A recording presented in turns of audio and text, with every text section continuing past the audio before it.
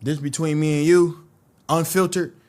When I log off, my life is lit. When you niggas close your app, your life ain't shit, bitch. Yeah, we're doing this. So DDG is currently crashing out on his fan base, and if you know me, I've made videos on DDG, and this one's no different. It's about a lame nigga who happened to come into some money. But this time, his crash out has another reason, and it's because he's tender over a shorty who's been with damn near everyone in the industry. So today, I'm gonna talk about DDG's love show of doom, how it went to trash because he decided to cuff a pass around. But I'm yambling, you already know I'm the hood Socrates, and let's actually start. Before we talk about the love show, we need to talk about DDG's relationship with India Love. Everyone knows by now the very public and messy breakup of DDG and Halle Bailey, a breakup that was publicized for the media to see, one that featured allegations of and mistreatment. Despite that, DDG found his solace in India Love. Their relationship seemed to take roots there, and don't worry, I'm not gonna be doing a full recap on how they got together, but I did want to start here. So at Streamer University, despite the whole,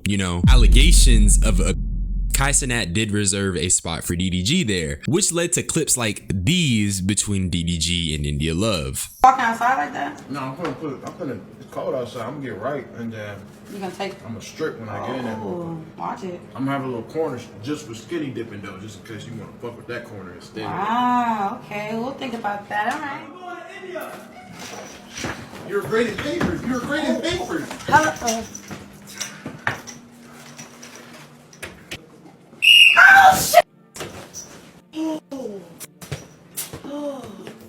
Hello. Pull your chat up. Yes, sir. Pull your chat up. Chat, get the singing. Not only did you go to the party, not only people say you was not only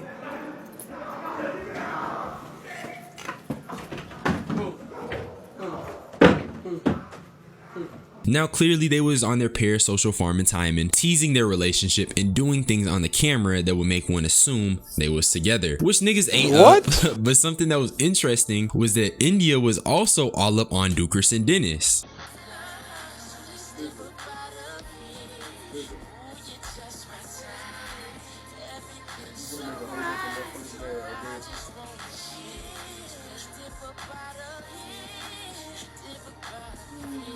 And honestly, I feel the brain mush because why am I sitting up here finding all this footage of grown adults doing what amounts to high school shit for a video? Goddamn. But I show y'all this to get the point across that India is a pass around. She's been around the industry and is gonna come up again later. But that leads us to Are You My Ball, a dating show where DDG has various girls compete for his love, which is dumb as hell because at this point, this nigga's still with India Love, and before the show even started, this is her claiming DDG as her ball. I got that motherfucking ball, nigga. I ain't gonna lose it, nigga. So if you can't already tell, this dating show makes no sense. DDG has a whole woman claiming him while getting women to come onto the show and compete for him. It already contradicts the purpose. And for the contestants, would that not make them feel some way? But to be fair, I'm pretty sure there is a cash prize, or there was a cash prize. So these women weren't willingly being around DDG just to be around him. There was money involved and exposure. So I guess they were getting something, I guess. As for the competing aspect, part of what the women would do are challenges. And for DDG, I didn't expect him to have these women do anything physical outside of like gooner stuff.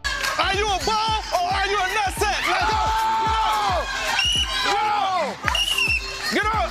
Let's go! Oh my God! Get up! Get up! Let's go! Balance it! Balance it! Let's go! Let's go! Come on, Cookie. You got it. Come on, Chips Ahoy. Come on, Oreo. Come on. You a ball. Let's get it. Come on, Sugar. Good job. Let's go. Get up under. And after doing challenges like this, at the end, he would have the shorties stand and eliminate each other. Or at least that was day one. Because from what I can tell, the way shorties would be eliminated changed. And one of the ways DDG did eliminations drastically changed people's perception on the show. But I'll get to it when I get to it. One of my first issues was how goonified the show was getting. What you're seeing right now is footage of the women shaking and wearing That's My Ball shirts. And maybe I'm too woke, but part of me feels like this is the objectification Olympics. I mean, even on the back of the shorts that the women are wearing, it literally says his ball. So I definitely feel like that's crossing the lines. Like Niggas got his ball on a shorty's bunda. He dead ass put his ball on the butt. And I've already talked about it extensively. Okay, content like this just further seals women into the box that is showing off your body for easy engagement and clout. And with these women being black, it only furthers the notion that black bodies are meant to be, especially our women. And it's not even like I don't fuck with bad bitches or twerking, but it gets excessive, bruh. And that's something even India Love had to admit. Want to see more of on the show though, instead of all this the dream big shit that's going on. I wanted to see ladies being more attentive towards him, like. And if India Love has to say you low-key being too, I think there's an issue. But since we're on the topic of India Love, let's talk about where the show started turning people off. And that was when DDG had her included. Women on the show felt like India was bullying them and just being rude overall. And I definitely agree. In episode 6, DDG had India eliminate contestants, and she was just very nasty and mean-spirited when addressing these women. Sugar, I'm so sorry. Are you so shocked? Oh. I don't know. I think we go together, but I think we go together. I think we go together. Me and Moo. Oh, it's over with now. Can I have the ring? I don't think y'all go together. It's not really a chance anymore, but thank you. What does that say? Stretch over that way if you don't mind. It says no. It says what? No, I'm kidding. It says Daryl. Deliberately put my man's name on you. Oh, is right. I just want to know. I didn't know that. Oh no, I don't mean it like that. Wait. I don't mean it like that. I'm just saying like, you know. Yeah. It's like what's understood don't gotta be said type shit. Exactly. And can you do me a favor though? Yeah. Let's. Can you take that off? Yeah. Either like laser it, cover it. As soon as it heals. No, yeah, for sure. You gonna do that for me? Yeah, for you. Promise? I promise. I bet. Tattoo coming off real soon. Fuck y'all talking about. Lasered off or covered up. She know what's up. Hello.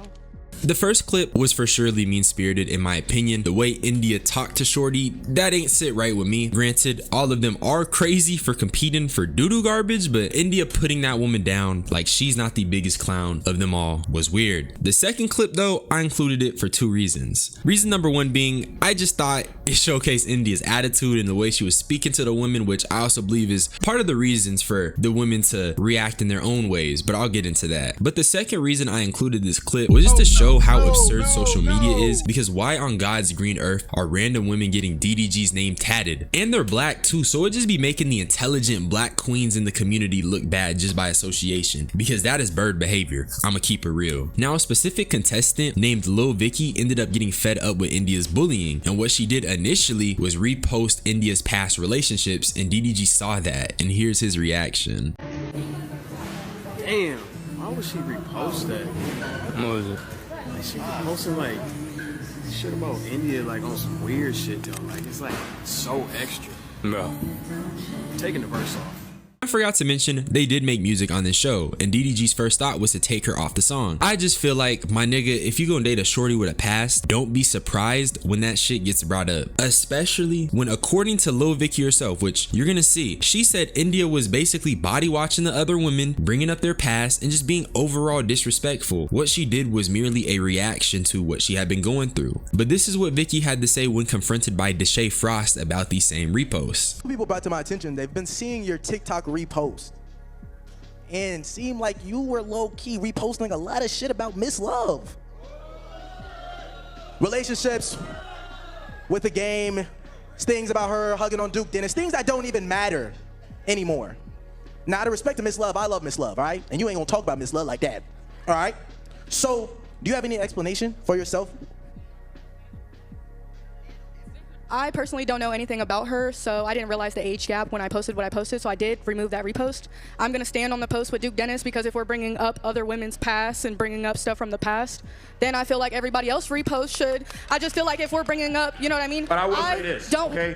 Vicky, that was unwarranted, unprovoked. India never said nothing disrespectful to you, ever. No, but I was acting out of emotion, so if I disrespected you in any way, I want to apologize, but I did watch the clips back, and I in no shape, way, or form condone bullying of anybody sitting down on these chairs right now. I feel very disrespected just being in the cast and seeing the way that these women were spoken to, calling women losers, talking about women having a white tongue, or walking past our beds, talking about how they weren't made, or we had empty chip bags, like you're better than somebody. I would never move at 30 years old like I'm better than anybody sitting in these chairs.